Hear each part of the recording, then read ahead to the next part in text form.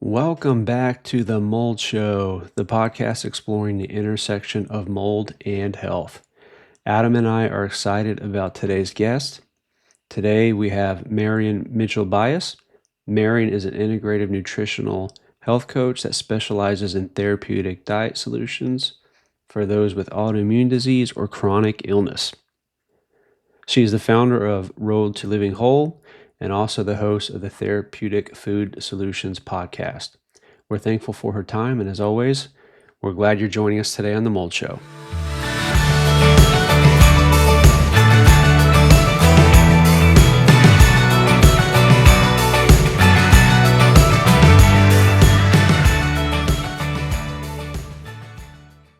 Welcome back to The Mold Show. I am your host, Adam Horn. And like always, I'm joined by my co-host, Sean McGrath. Hey there. Quick, I am a Florida State licensed mold remediator, and Sean is a Florida State licensed mold assessor. And today we are joined by Marian. Hello, Marian. Hi. Tell us a little bit about you and what you do.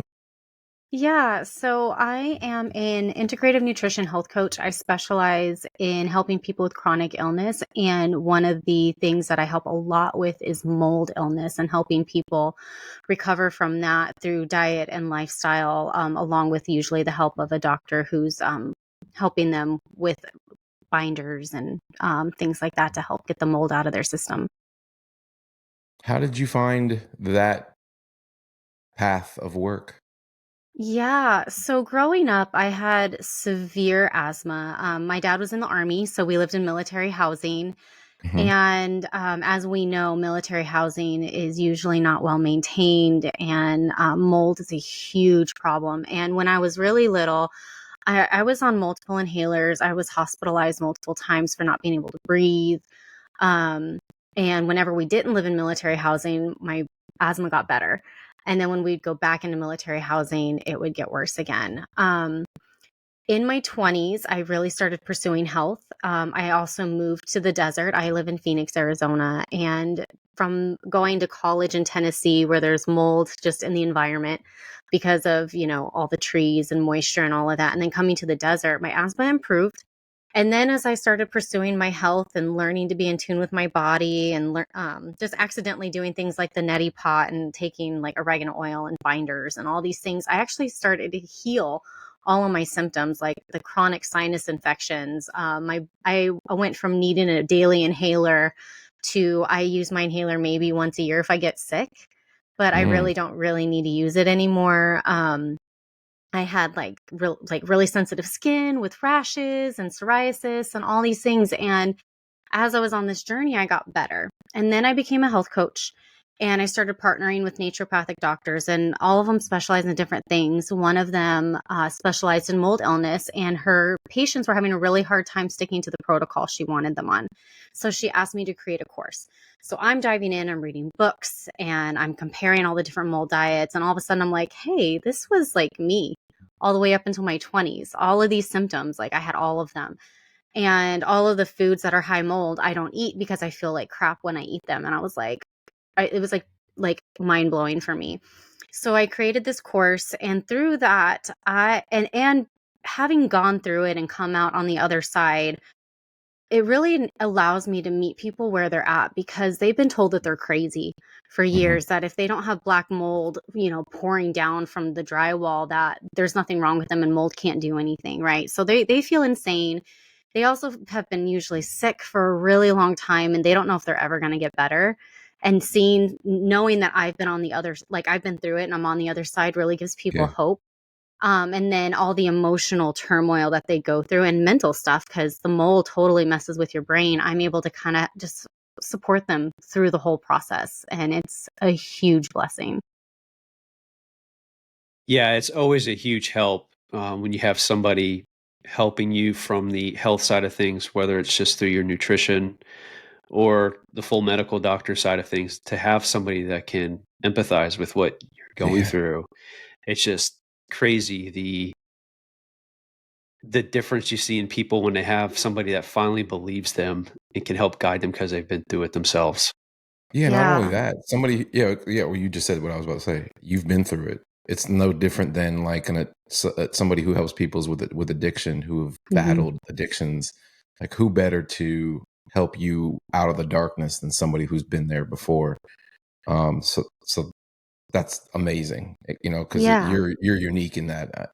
We've talked to others that have had stories, but there's not many people out there that have found your profession and then decided to also help people. I think there's a calling for those who have struggled, though, and have found some success at the end of the tunnel. Question for you: we talk about environmental molds here a lot, right? Building. You mentioned something that I don't think I've ever broached this subject with anybody before. Molds in foods, molds that you ingest through food. Can you talk a little bit about that? Because I don't, outside of blue Yeah. cheese, what else is there where you're, willingly ingesting molds? Yeah. So really, as soon as a plant or food is cooked or picked, it starts breaking down, right? Mm-hmm. And when somebody is mold toxic, it does come from environmental exposure. Mm-hmm. That's the catalyst. But as we are going to, we're focusing on healing the body, we want to remove as much mold from the diet as possible. So coffee is a huge contributor to mold, just in the way that Really? it's harvested. Hmm. And because the berries are harvested and they sit. Sometimes they're sun dried and there's layers, and there's a lot of mold that grows. So there's certain drying techniques that are more high mold, some that are more low mold. And usually you can really tell molds that are really high in mold give me insane heartburn. And I usually get a headache after I drink them. And then when I drink the ones that have low mold, I feel fine. So, which I always thought was really interesting, because there was always coffees I avoided, and there was always coffees I gravitated to. And then as I was going through this, I was like, oh, well, that's why. Like, I love Ethiopian coffee, but the way that they harvest and dry it is a pretty high mold coffee, which is really interesting. And when I first got into this, I mean, you had to call, like, I basically did small batch growers because they could tell me their process. And then as mold toxicity and stuff has become more well known, there's more brands of coffee that test for mold and market that. So, which is really nice, just to make it easier for people who are like, oh, I drink coffee. Cashews, the way that they're harvested, are a high mold food. But also, as you're like reducing mold in your diet, you really can't eat leftovers for a while, because mold just grows on food. Even if it's refrigerated, it's slower, but it's still growing, right? So what we want to do is reduce the exposure coming in while also focusing on nutrient intake, which supports the liver detoxification. Because I mean, the mycotoxins are in your bloodstream. Typically the mold is in your sinuses, but it can also be in your intestines. For like candida is a fungal overgrowth, Mm. right? Mm-hmm. So, but it causes like leaky gut, and then it's able to get into your bloodstream, and it's cycling, and then it goes into your adipose tissue, your fat tissue, to try to protect you.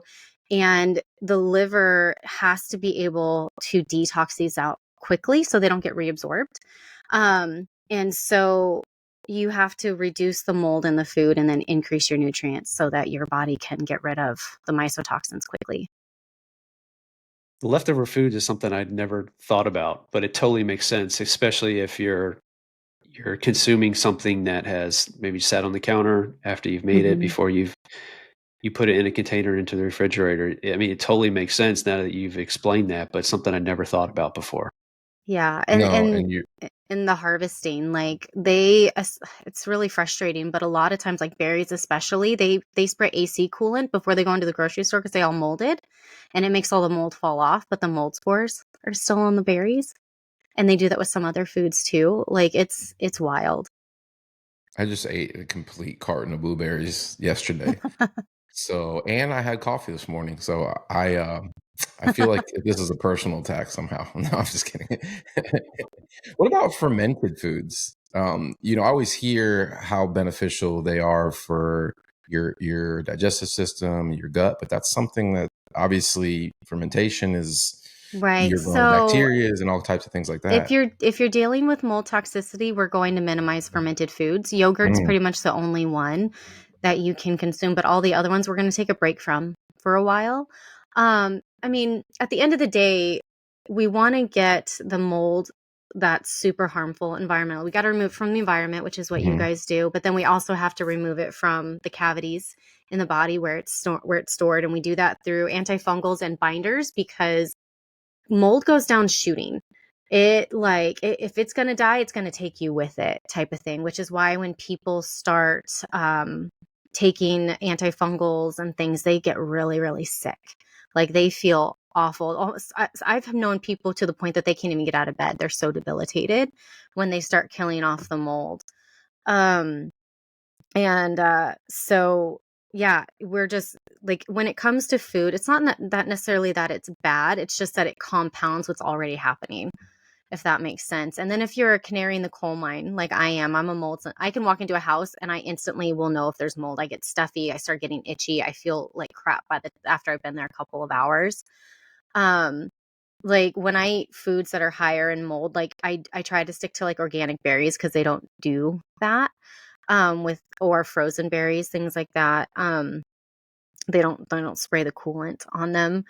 I get itchy, and like cashews make my nose get stuffy, and like I said, the coffee will give me acid reflux and things like that. So you can pretty much tell, like, the canaries in the coal mine will know, like, certain foods just don't agree with them, and then all of a sudden they like, let's look up high mold foods, and I'm like, oh, that's my whole list. That's what happened to me. I want to take a step back real quick, Adam, to the comment Marian just made about mold kind of going down shooting, and people can get more sick as you try to kill it off, because we kind of see the same thing in the environmental side of things, especially with bad remediations, or remediations where companies have used harmful chemicals and not necessarily focused on removing it from the environment. If you attack it, it's going to fight back. So if you're using harsh chemicals on a mold that can create mycotoxins, a lot of times that is when it releases its toxins, and people get caught in the crossfire, unfortunately. So that can be one of the main reasons why people get more sick after remediation, especially an unsuccessful remediation. So it's a very interesting point in correlation there with what you mentioned from the diet side of things. I always say, if you hear somebody say kill mold, that's what their goal is, to come in and kill your mold. You probably want to run the other direction, because as a remediator, I'm not there to kill your mold. I'm there to remove it from the building, remove the materials it's growing on, and then do our best to try to remove it from the surfaces, the structural surfaces that are left over. So that is mold remediation. If you're fogging, spraying, bleaching, biociding, if that's your approach, look out, because ultimately, like Sean said, it understands its biolife. It's going to try to defend itself, and in doing so, I'm not a biologist, but from my understanding, it does that by trying to release mycotoxins to defend itself, and it can become more aggressive, especially if there's a moisture source. Right. Yeah, and in the body it does the same thing, because typically where it like grows is in your sinus cavities, right, which are really moist and all that, and that's where it takes hold and it grows roots. But yeah, it definitely, I mean, its goal is to stay alive, right, and its goal is to crowd out other molds that might kill it, right? And so we definitely go down with it. I always cringe. I had a friend who, they were doing a bathroom remodel in their home, and they found mold, and they just wiped it down with bleach and kept going. And I was like, why would you do that? They've been doing it that way forever. So to most people, the concept of that being the incorrect way is foreign, because they've always been told bleach, mold. I mean, it's been, since I was a kid, you always heard it's on the bottle, bleach kills mold. And it does it to some respect, but when you're trying to remove it from your environment, Right. But then they also will maybe just use a mask, but they don't use goggles. They're not covering their hair and their clothes and all of that. So, and I mean, even if mold did kill it, people don't know that it's going to be in your hair. It's going to be released into your HVAC. It's going to be it's going to start spreading and find another home somewhere else. And I know you guys know this, but a lot of times when people come to me and they know that they're mold toxic, they have no idea where to start looking, what to look for in their environment. And then also, they're not really educated on how to prevent mold in the future. Like, I wet dust every week, and I live in Arizona, so it doesn't look like I ever dust. But I'm wet dusting every surface. I'm vacuuming. I freak out about sitting water, all of the things, because it can take hold really fast. But then also what happens is when mediation is done wrong and people also will move, but take all their mold infested furniture with them. And so the mold just kind of follows them around wherever they move. I know people that moved like 5 times in 5 years because the mold kept following them. And they didn't realize it was in their clothes, and it was in their furniture, and it was in their books. And it was just because it was an incomplete remediation every single time. Yeah, that's always part of the discussion, and that's oftentimes the hardest part of the process people have digesting. And they're obviously differing opinions, and some people are not willing to go to the extreme to get rid of all their belongings. And I get it from that respect. I mean, it is an extreme process, but there is definitely a spectrum, and for those who it's making their life a miserable, like it was making you sick, and ultimately, having you slide down the path of being ill all the time. You have to go to extremes in some cases. Yeah. And It is an extreme process. Yeah, and that's not to say every situation is going to be that extreme. No, I agree with that, by the way. Yeah, but that's where the importance of the proper inspection and having the right remediation team comes into play. But if you are going to remediate, you have to dive in head first, in my opinion. Especially if you're sick, immune compromised, the home is part of why you're feeling the way you do. You have to jump in head first, and the preventative measures afterwards are a very, very important role in that. Because if we're not addressing the sources or taking those measures to prevent it in the future, what did we just do all this for? And we talk a lot about mold prevention, just like you spoke about. You are doing you're removing fine particulate from your environment physically. That's one way to obviously help keep the counts down. In Arizona, it's a little bit easier than it is in the tropical states, where it's in quantity everywhere outside. As soon as you open your door, you walk down your sidewalk, you walk down your driveway, your Amazon package, whatever, you're always resoiling your environment in some respects. So the upkeep, as you described, is one way. And then you also you mentioned to me the real keyword, which is moisture.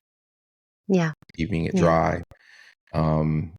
Without moisture, it's not going to have the ability to spread very easily. And here we have it in our air, so it makes it a little bit more difficult. Whereas, being in more of a desert climate, although you have an indoor air, your indoor air is completely different there than your outdoor air. So, it's still an inside situation, and plumbing through your walls, and there's still lots of moisture for mold to be able to latch onto and grow from. Right. And then one of the things that people who go through remediation and it is successful and they do start feeling better, they become really paranoid and over the top. The goal is resiliency, right?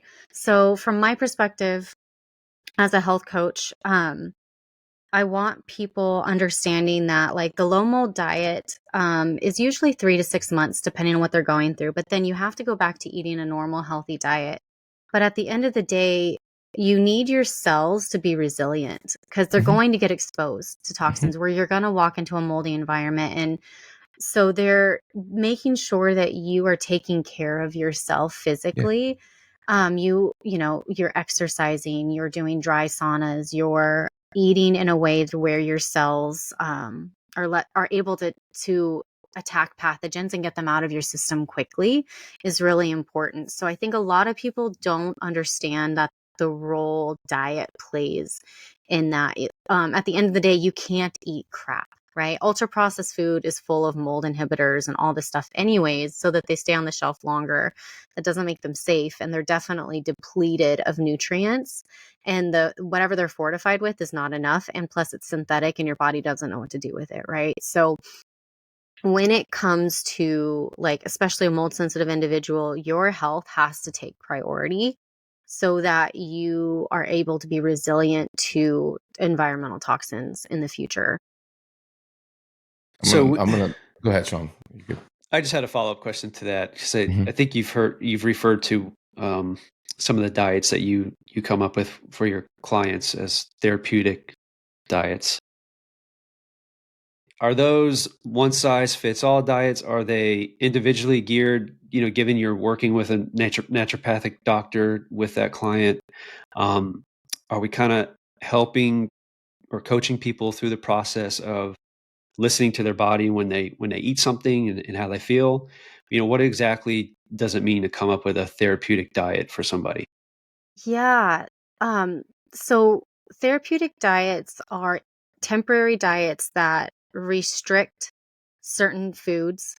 And then our goal is to also boost nutrition intake in the process. And when I was creating my program, I read like all the main doctors that have different mold diets, and some were more restrictive, some were less restrictive. And what I found was like what they all had in common. And so it is a little bit of one size fits all, because we know which foods are higher in mold and we know which foods are nutrient dense, right? And we know what causes mold to grow on food. So it's a little bit of one size fits all. But at the end of the day, if somebody's eating like really high processed foods and eating out a lot and all of that, what their journey is going to look like is completely different from somebody who's already eating healthy, and we just have to make a few tweaks. So there's a standard, but what that can look like for people is different. And there's people who just don't know how to cook or don't have the ability, and I know what shortcuts they can take and what things to focus on to meet people where they're at. Perfection is not required. It's just consistency. And yeah, I have to meet people where they're at. I can't just say completely change your whole life for 3 to 6 months if I have to incrementally improve things and get them to a place where they can get on a more restrictive diet without starving themselves and throwing in the towel. Question for you.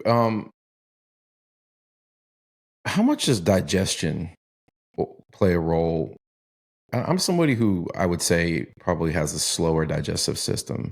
Mm-hmm. And as I've gotten older, I think it's even become slower. My wife is the complete opposite of me. Mm-hmm. She has a really, really quick digestive system. When you're ingesting things that have molds and toxins in them, do you think that can play a role? Obviously, it's in your system longer, so it has Yep. more time to take root. Yeah, absolutely. So you want to be having 1 to 3 bowel movements a day, and you should be going to the bathroom, like peeing every couple of hours. And if you're not doing that, then the slower your digestion, all this, when we digest food, it kind of becomes liquid, right? And then in the large intestine, all the moisture and stuff starts getting pulled out, and that's where things solidify. As the moisture is getting pulled out, that's where most toxins get reabsorbed. So a lot of times our body is cleaning things up. We're getting rid of used cells and used hormones and toxins and things. Our toxins get broken down in our liver. They go into our bile, which is in our gallbladder. They get dumped into our stomach, and then they go through. So the slower digestion is, the more likely you are to be reabsorbing those toxins that the body's trying to get rid of. Yeah, I figured that would be the case. I haven't really heard anybody talk about that, but it's always made sense to me. And I've heard you even mentioned it or alluded to it a little earlier through fat storage and the actual Mm-hmm.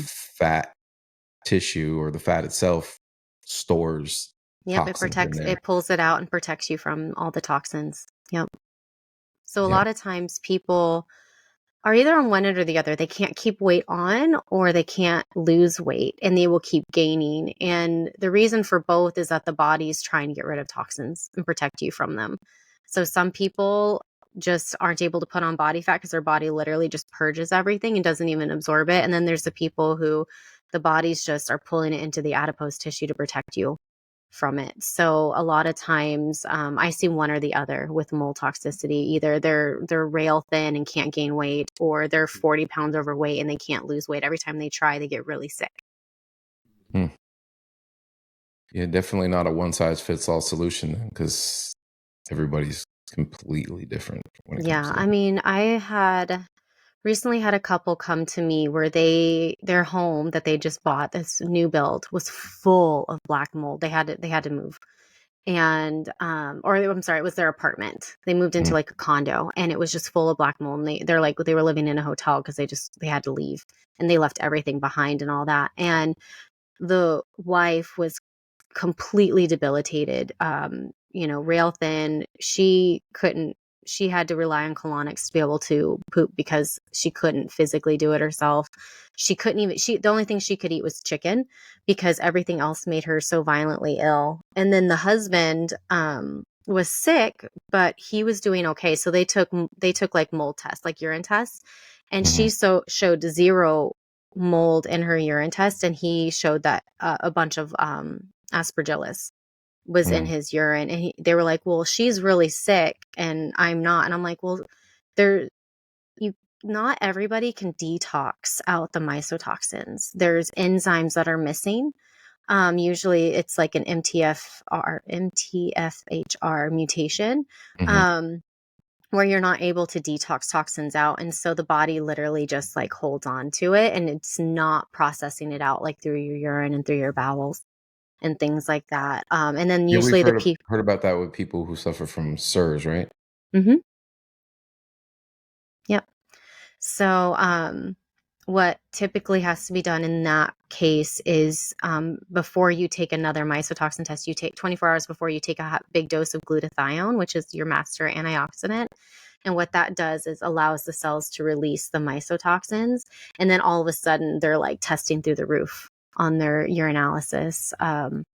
So, being able to detox it out is a huge thing. And that's where the medical side comes in because they're able to help find, okay, if the body's not releasing it, here's what we need to do to release it. But then here's what we do to bind it so that it doesn't get reabsorbed into the body. And sometimes what that process looks like can take 2 to 5 years depending on how sick they are. So like you might be taking a quarter of a dose for like months before you can increase to a half of a dose. And it might be a year before you can take a full dose, just because of how toxic your body is and how sensitive and just how inflamed it is. The more inflamed it Mhm. is, the less your body can tolerate. Right. So detox and getting through mold illness itself is an inflammatory process. And it's the long game. And a lot of people want to feel better really fast. And I'm like, you're looking at 18 months at the bare minimum, and it's going to be a whole lot of ups and downs because when your body gets to a point where it can deal with the toxins, your body's going to release a bunch of it and you're going to feel like you have the flu. Your body's going to hurt. You might have a fever. You might vomit. Like you might get a severe, like feel like you have a sinus infection because like your body just becomes so inflamed. And then people freak out when that happens and they think they're getting worse when they're really getting better. Their body's just flooded at the moment. And that's where having a coach is really nice because I can come in and they've been feeling good and then all of a sudden they feel like crap. And I'm like, hey, this is okay. Like, this is probably what's happening. Here's how we can support the process. Make sure you're staying hydrated, get extra sleep. Let's make sure you're getting, extra protein right now so your cells can regenerate quickly and things like that. So it's really just this really long process and working with somebody who knows what's happening so that when you freak out and get scared that like maybe you've been re-exposed or something like that, it's like, well, let's go through the list and see what else we can do, what else it might be. I'm glad you brought that up because I think the natural response when people are as sick as they are is to want to get better tomorrow. But Hmm. some people are so sensitive. It takes a lot of patience to be able to do it the right way, which can take a long time, as you said, Marian. So I'm glad you brought that up and to just give people the right expectation when you're very sick and very sensitive. And they become sensitive to everything, chemicals, foods. I mean, just everything, it seems like. And Mhm. we have worked with several people that after a remediation of what seems like the entire house, a month or two later, while they're going through their detox, feel a lot worse. And yeah, they can totally stress out because that trauma of their exposure, I think, is what comes back and starts haunting them. Yeah, Yeah, absolutely. not enough is talked about, and obviously we're not healthcare professionals or psychologists or like the mental toll it takes on people. Oh, And yeah. again, you alluded to it a little bit easier. The fear that sets in, the phobia for a lot of people that it can create. It's a hard thing to get away from, and that I obviously has to play a toll because they're elevated stress hormones, constantly checking and thinking that's something in their environment is affecting them. And that's also a piece I'm sure you spend quite a lot of time, helping people with. I wanted to, I'm sorry, and I'll let you talk more about that. I did have a question about your dieting. What about fasting? Does fasting ever come into play? I've always heard how it gives your body a chance to have a fighting chance. It's when you're not in a digestive state all the time. I hate to keep going back to digestion, but it's something that's been on my mind a lot lately. What's your opinion on that? So fasting can be an incredible health tool. When Hmm. you're really toxic, it can be detrimental. Really? Mhm. Yeah. So, because if you think about it, if you're fasting, where's your body getting calories from? It's getting Hmm. calories from your fat tissue. Right. Well, what's in your fat tissue? All of Hmm. those toxins, right? So I think fasting can be an incredible tool. Your body has to be at a place where it can handle the toxic load that's going to be released. So it's not a tool that I recommend until you're on the other side. Glad I asked. Yeah, Yeah. there's other ways to give digestion a rest without having to go without food. So, Yeah, that's a really important thing to mention because I feel like a lot of people, when they're going through mold illness, they see something that worked for somebody else. And of Yeah. course, the natural reaction is, I need to try that because it worked for them. Maybe it'll make me feel better. But everybody's different. You need a personalized approach to how you're trying to conquer this. yeah, and slow it when it comes to toxin exposure, whether, I mean, mold is usually the catalyst for environmental sensitivities and other ways, perfumes, and there's a lot of toxins in our environment and building material, all this stuff, right? And it just kind of compounds when your cup it gets full, right? Our toxic load, we can only handle so much, and once that's full, we become sensitive to everything. Um, yeah, a lot of people in the chronic illness world kind of get shiny object syndrome where they're just willing to try everything, but they don't stick to anything. Hmm.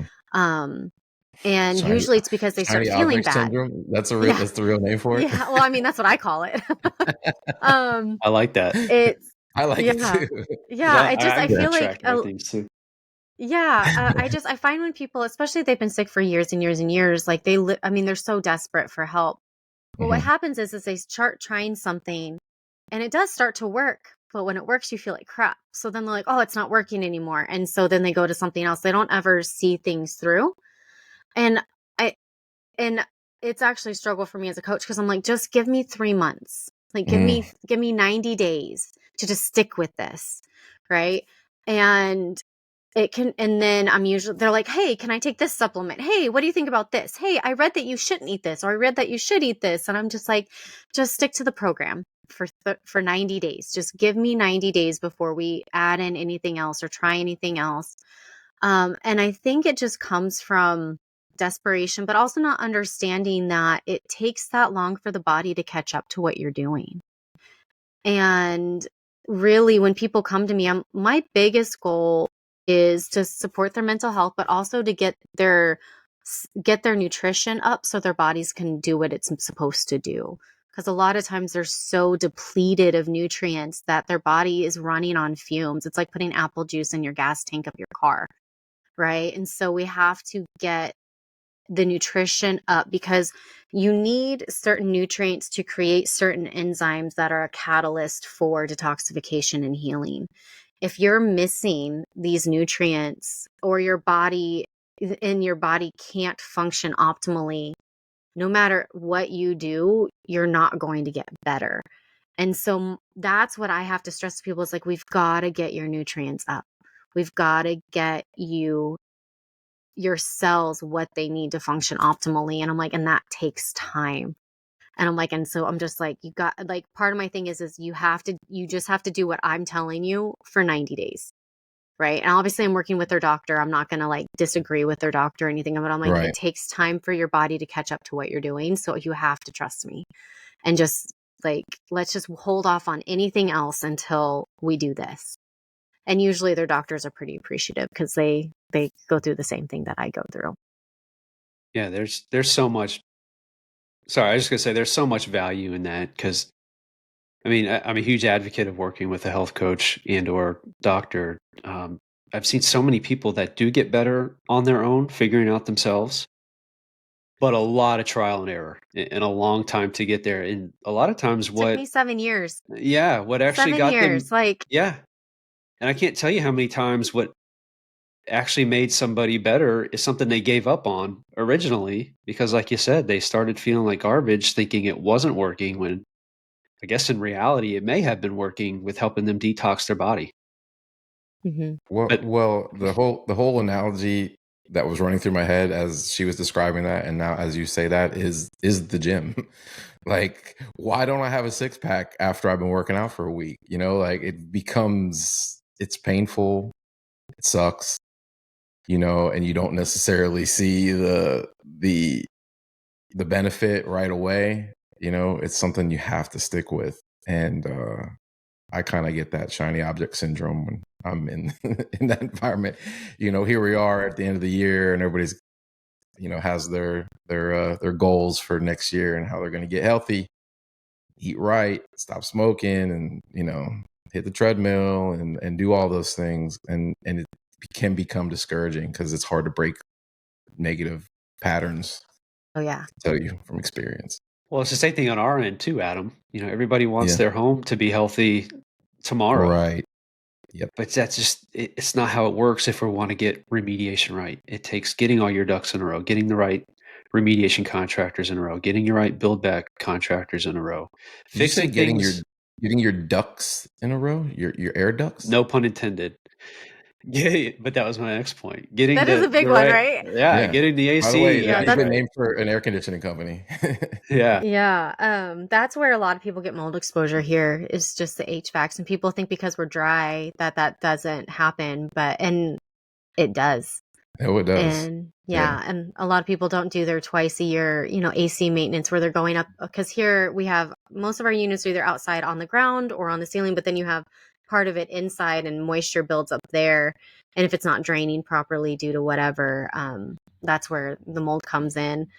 Um, and Yeah, yeah, for those who the air watch our show ducts. a lot, We to can't me go it's an an episode enemy number one. without bringing it Yeah, up. without me shutting up about it. Yeah, It no, is it by far the yeah, most overlooked component in the home when it comes to absolutely. remediation. And most remediations and even assessors, I hate to say it, when we go in after them, the AC wasn't even considered. It wasn't tested, wasn't Yeah. cleaned.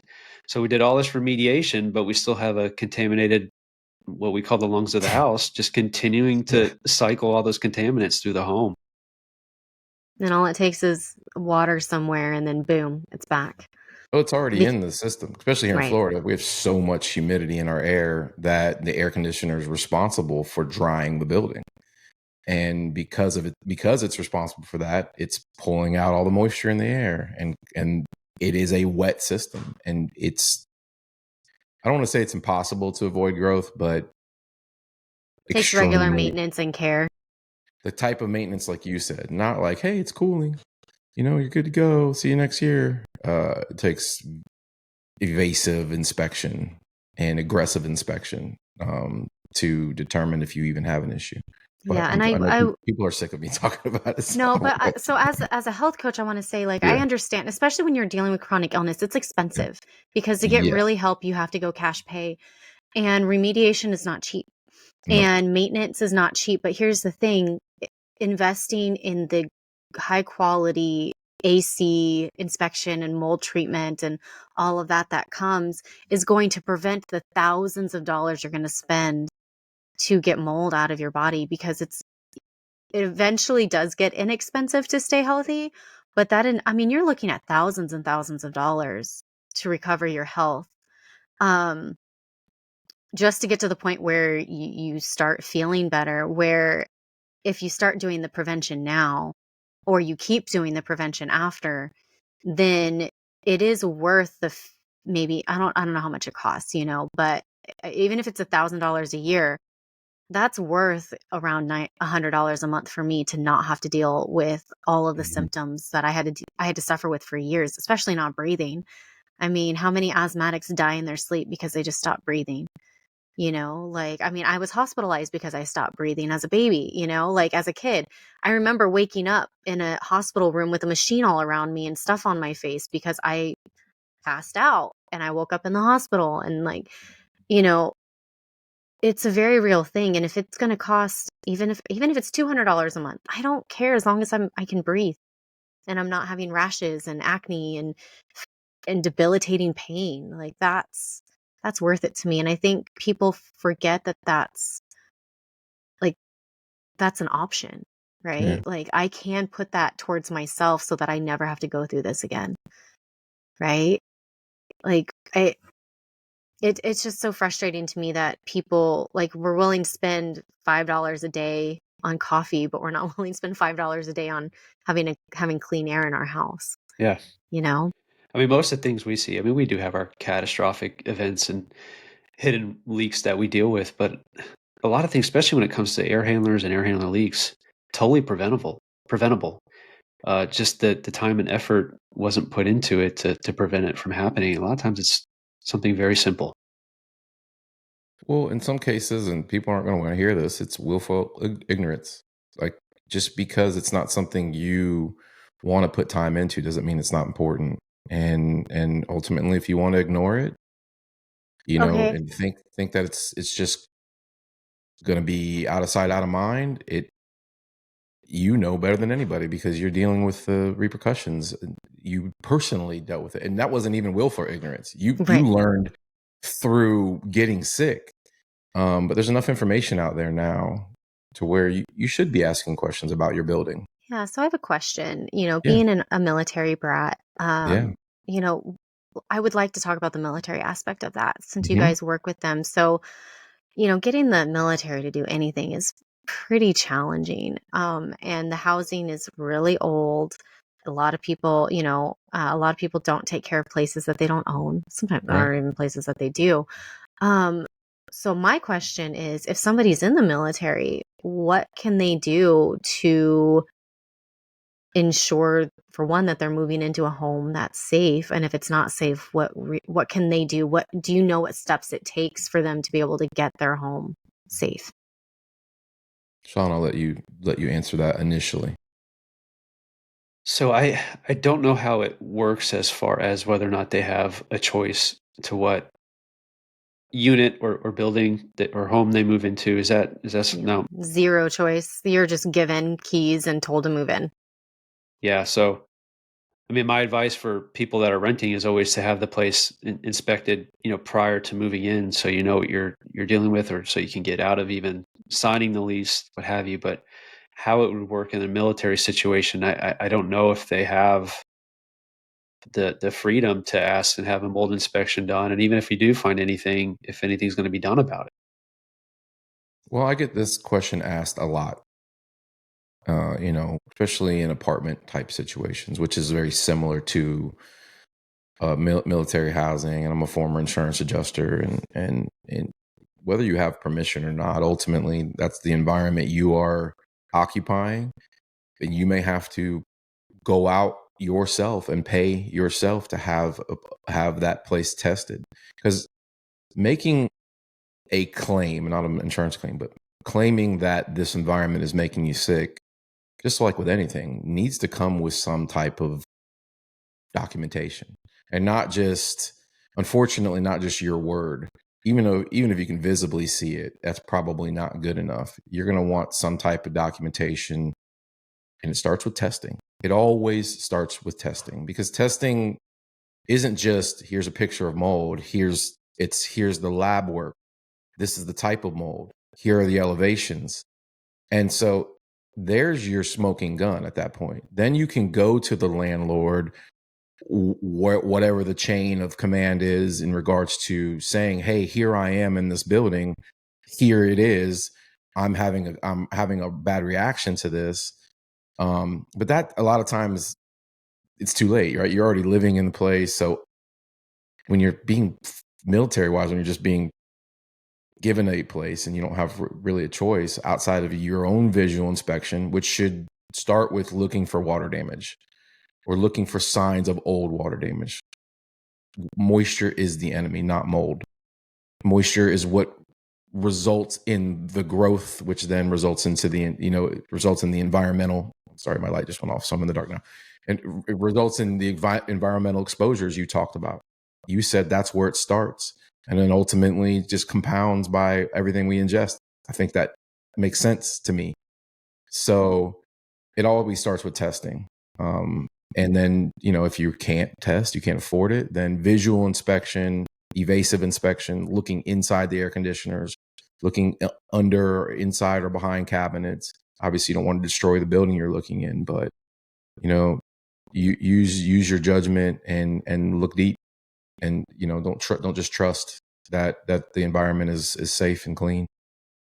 Yeah, but I guess the best they can do in the situations is have a thorough assessment done. At least there's testing and documentation, like Adam said, to prove that there's an issue. That way, if there are those hurdles that are hard to get over with anything being done about it, you have the documentation that you can take to. I mean, if you have to go the legal route, you have that documentation that proves what could be going on in the house. Yeah, man. Yeah. I feel for those in the military, because it's the last thing on their mind. They're probably a million miles from home, whether it's here in the US or overseas, and they're assuming that they're being put into a safe, clean environment. And I don't know what the standards are. Clearly not good enough, because you obviously, we know as remediators, we've remediated these buildings, and Sean has probably tested way more than I've ever even seen. And a lot of times I don't ever get the phone call. Who knows what they ultimately do after they get the information.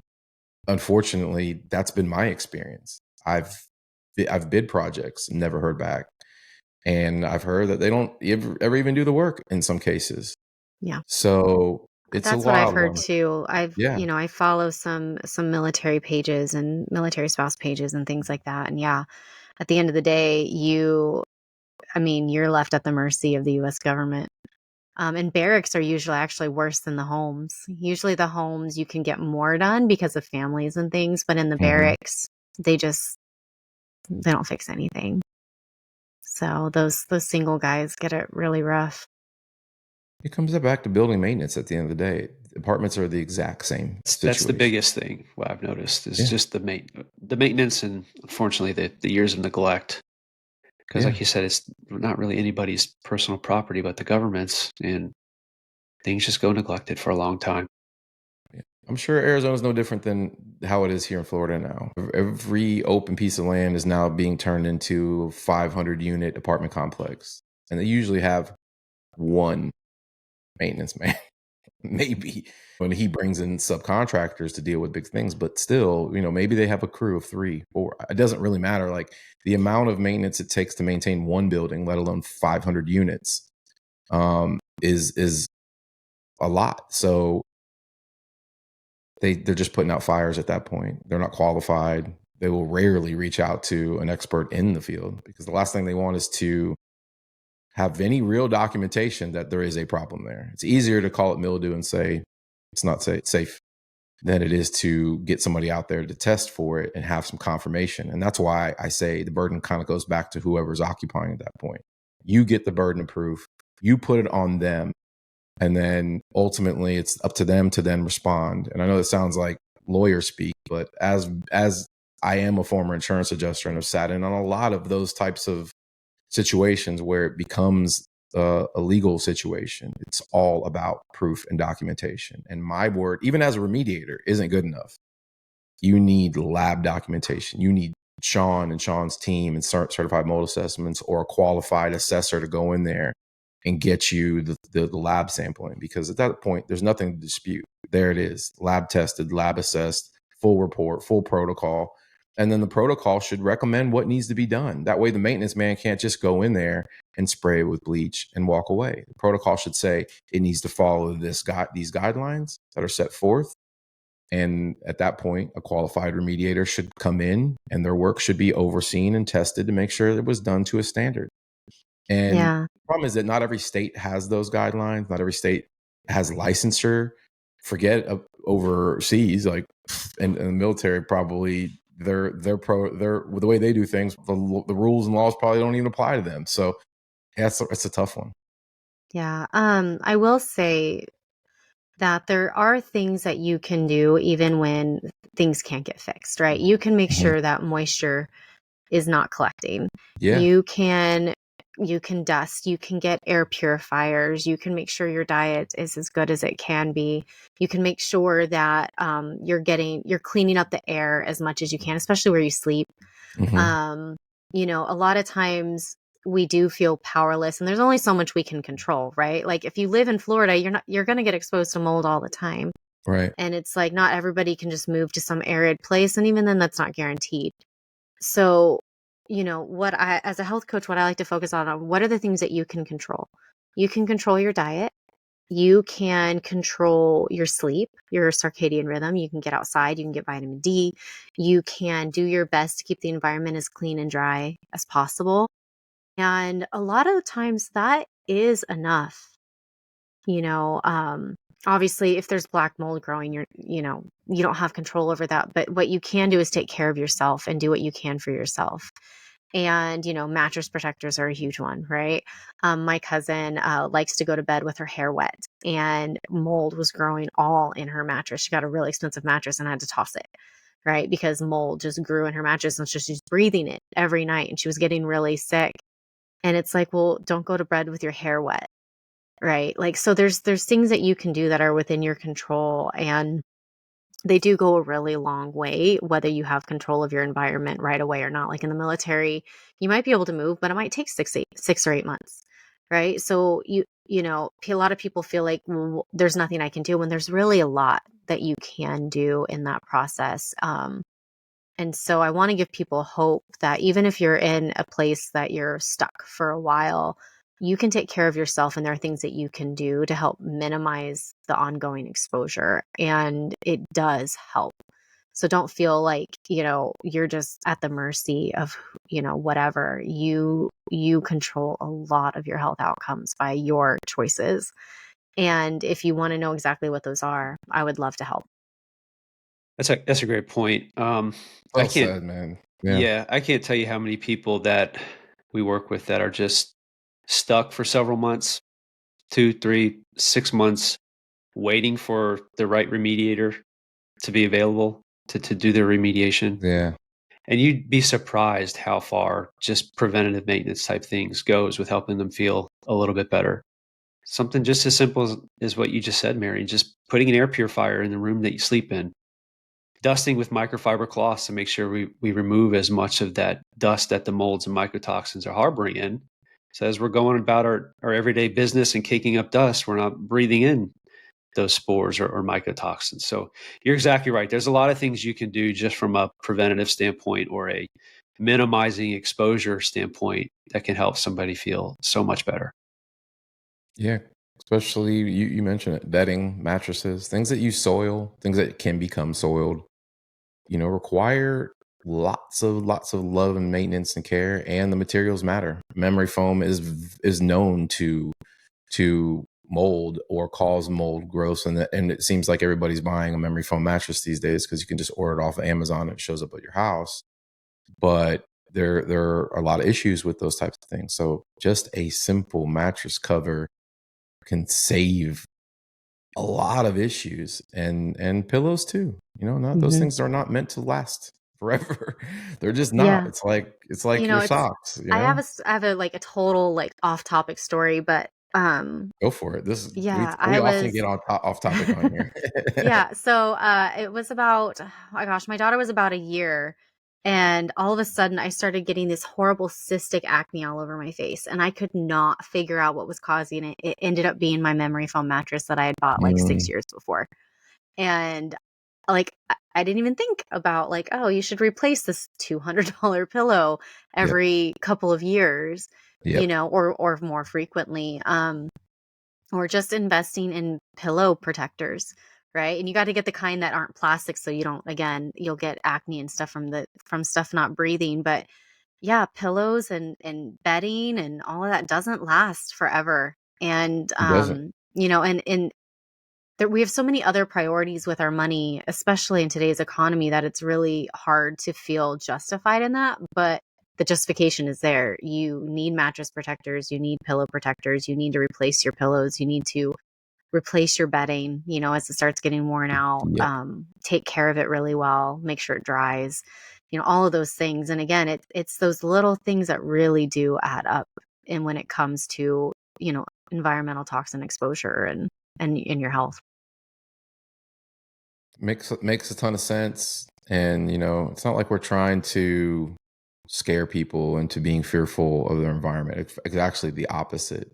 But I just like to challenge people to critically think about where they spend their time, what the boxes they're sleeping in, the rooms they're sleeping in, what they're exposing themselves to. And it really does just kind of take like turning it all off, and you can be your own inspector. It helps to hire experts who know what to look for, but that doesn't mean you need to ignore it. It starts with just kind of asking those questions. And if you have the capability to find people who are knowledgeable, and then lean on them to help correct the issues. Marian, I think you have your own podcast. Is that right? I do. It's called the Therapeutic Food Solutions Podcast, and I talk a lot about my own coaching tips. So I give like little mini coaching sessions, and I also have a lot of experts that come on and share what they've learned in chronic illness. I've talked about mold toxicity. I think I have 5 or 6 episodes now, all about it because it is such a big thing. But yeah, it's my favorite. I resisted starting one for so long, and now it's my favorite way to connect with people That's awesome. and teach. Great. Yeah, I just wanted to bring that up because I think it'd be a great another resource for people to listen to, Yeah, especially Yeah. we can link that too for in sure. the bio here Yeah. as And well. then if people are interested in, a low mold diet or getting coaching through their mold toxicity, my website is road to living whole, WHOLE.com. And on there, you can learn more about me. You can learn more about my approach. Although I think I've done a pretty good job of explaining it in this I agree. podcast. Hmm. But I offer, 30-minute consults for free where you can share your story and I can share how I can help. And my goal is just to make the journey that much easier for you and do some of the heavy lifting because you've got enough on your plate.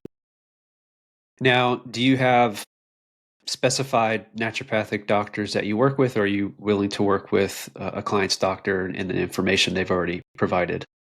Yeah, I will work with anyone. I have about 12 doctors all over the country who refer their patients to me directly, but I will work with anybody. And if they need a doctor, I can help them find one that's mold literate.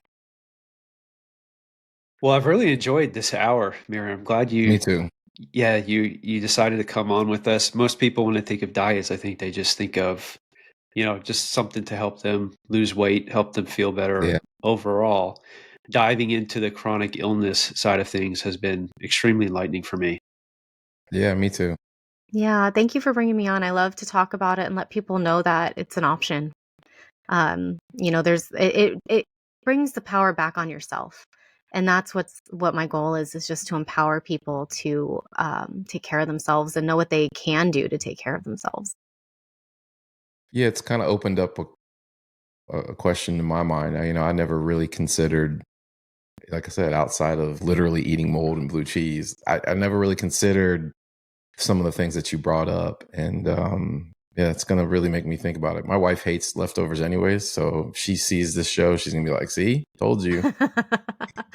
See, I'm a big fan of leftovers. So I teach people how to freeze and thaw and Okay. reheat. Just because when you're dealing with mold toxicity, you're tired and you're stressed and you don't have the capacity for change. And so anything I can do to make things easier. And again, that's where the individuality comes in. But the people who don't like the leftovers usually are actually pretty sensitive to either histamine or mold in food. And that's why they don't like it, because they don't feel good eating it, which is And really, I think, really interesting. I know we're wrapping up, but meal prepping is like the trend now. Everybody's making their meals for the week. I'm assuming that same type of thought process goes into to that as well, right? Yeah, so my trick is to meal prep without cooking. So you Hmm. have your meals ready in the fridge and then you chop and cook. And I mean, my meals take 15, 20 minutes. It's a skillet or in the oven. So it's not a lot of work, and I teach people how to do that. But yeah, it's like once you start chopping, that's where the mold starts growing. So you can have like a whole head of broccoli or a whole head of cauliflower, all these different Hmm. veggies. It's once you start chopping that's really becomes the issue, because so that's where people who don't cook find the biggest struggle. And that's where actually frozen vegetables are great, because they're picked and flash frozen within a couple hours. All And right. so they're actually some of the lowest mold food. But learning how to make those have a good texture takes some know-how. But once you know how to do it, it's fine. So that's the type of stuff that people get to learn and go, okay, so I don't have to like spend hours in the kitchen every day creating these meals. No, it can be 15, 20 minutes. No different than waiting in a drive-through line. Very true. Very true. Well, I'm a fan. I definitely want to know more, and I'm grateful that you joined us today on a Saturday. And took Yeah, time thank away you so much. from your family. So thank you so Yeah, much. and like I said, it's been great. I've known you. We've been following each other for years, and it's been really great just being able to see you guys face to face and be able to kind of meld our worlds together. Absolutely. Absolutely. So we'll link your website, podcast, and Instagram, all that good stuff in the episode description. Thanks again for joining us.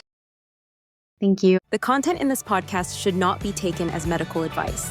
While our goal is to educate, the hosts are not medical professionals, and the opinions expressed are their own. For any health concerns or questions about mold exposure and its effects, please seek the advice of a qualified healthcare provider.